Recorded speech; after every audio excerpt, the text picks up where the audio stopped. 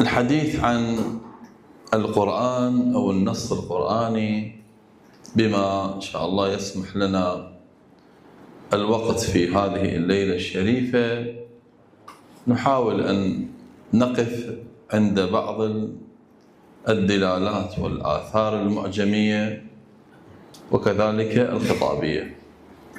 الأمر الأول، حديثنا إحنا عن النص القرآني.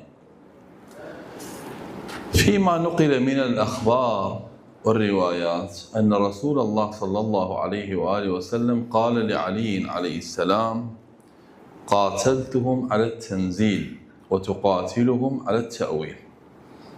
قطعا النزول كان مشكل، واتهم القرآن واتهم النبي صلى الله عليه وآله وسلم، وبعضهم قال هذا ليس من القرآن، وقالوا أن هذه زيادة، وقالوا أنه يأتي بها من عنده، وقالوا أنه يأتي بها من بحيرة، وقالوا كثيرا. كانت المشكلة مرة متعلقة بالنص ومرة متعلقة بتهم حول النبي صلى الله عليه وآله وسلم.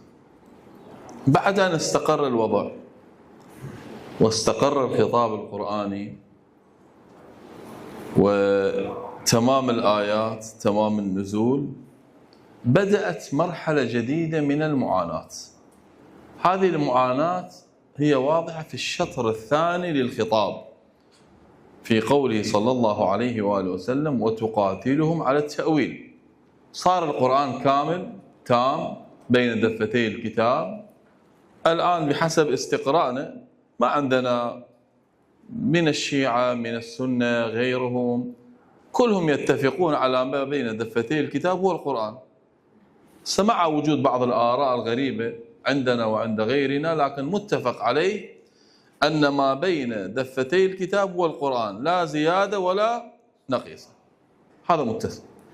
ما نختلف عليه هو البيان والتفسير. لذلك من العصر الأول للنزول هناك تفسير.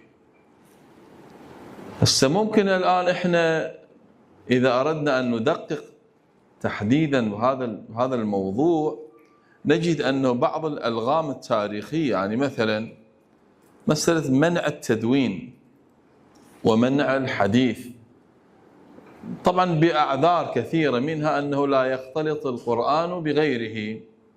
هذه واحدة من الأعذار الموجبة التي كانت لمنع التدوين.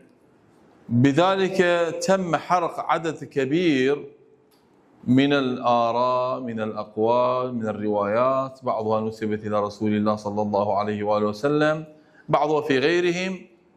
وما نتفق عليه أيضا أن من استلم دكة الحكم والرئاسة بعد النبي صلى الله عليه وآله وسلم كانوا بمنأى عن رؤية أهل البيت، ابتداء من قولهم حينما جاء علي عليه السلام بالمصحف الشريف: ما تصنعون؟ قالوا: نجمع كتاب الله، نجمع المصحف.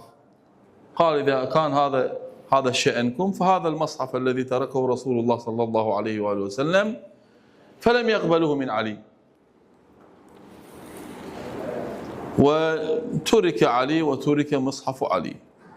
قطعا أيضا هذه بها كثير من الروايات أنه علي عليه السلام كان قد دون القرآن، وكذلك فيما نزل وعلى ما نزل وأين نزل بتوجيهات من رسول الله صلى الله عليه وسلم، فكان ذلك كاشف حقيقي لمراد الله سبحانه وتعالى. أيضا منع.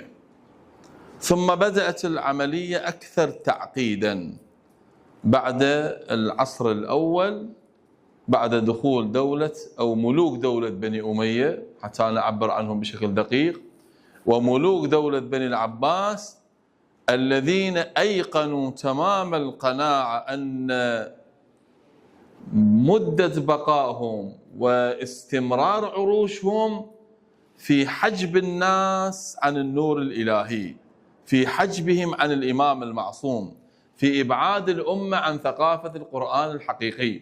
ولذلك أنت الآن لا تقرأ عن الإمام المعصوم إلا بوصفه مضطهدا، إما سجين وإما محجور عليه في داره لا يلتقي بأصحابه لا يلتقي بشيعته، وإما مقتول. هكذا كان ديدن الإمام المعصوم عليه السلام. ثم توالت الأزمنة وتعاقبت وتعدد المفسرون، لكن ما يثبت الآن عندنا أن النص القرآني ثابت. الحركة لمن؟ الحركة للمعنى، التفسير هو المتغير. ولذلك الآن لو فتحنا أبواب المفسرين في الآية الواحدة قد تجد عشرات الآراء التفسيرية. هسه بعضهم يعتبرها سعة، بعضهم يعتبرها مثلا قوة، لكن ما نتفق عليه أيضا أن القرآن واحد ونزل من عند واحد وهو الله سبحانه وتعالى، وهناك مراد حقيقي لهذا الخطاب القرآني، وإن تجاهله الناس وإن ابتعدوا الناس عن ذلك، هناك معنى وهناك مراد لهذا الخطاب، وهو الذي تحدث عنه المعصوم على وفق تكليفه. لكن أين رأي المعصوم اليوم؟ قد لا تجده، قد لا تراه، مرة محجوب، مرة مرفوع، مرة مسروق. لذلك هذا جانب مهم الآن في ثقافة الأمة الإسلامية. اختلاف المسلمين فيما بينهم إنما كان على هذا الأساس. في العصر الحديث التحديات تغيرت.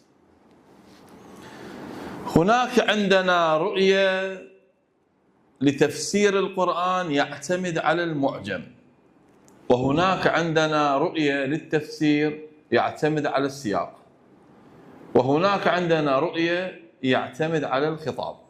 الأمر الأول، ما الفرق بين المعجم وبين الخطاب؟ هذه مسألة مهمة جدا. المعجم ديوان العرب. الآن أنا أتحدث عن مثل معجم العين للخليل بن أحمد الفراهيدي، أتحدث مثلا عن معجم الجيم لأبو عمرو الشيباني، أتحدث هكذا عن ابن منظور، أتحدث عن كثير الزبيدي.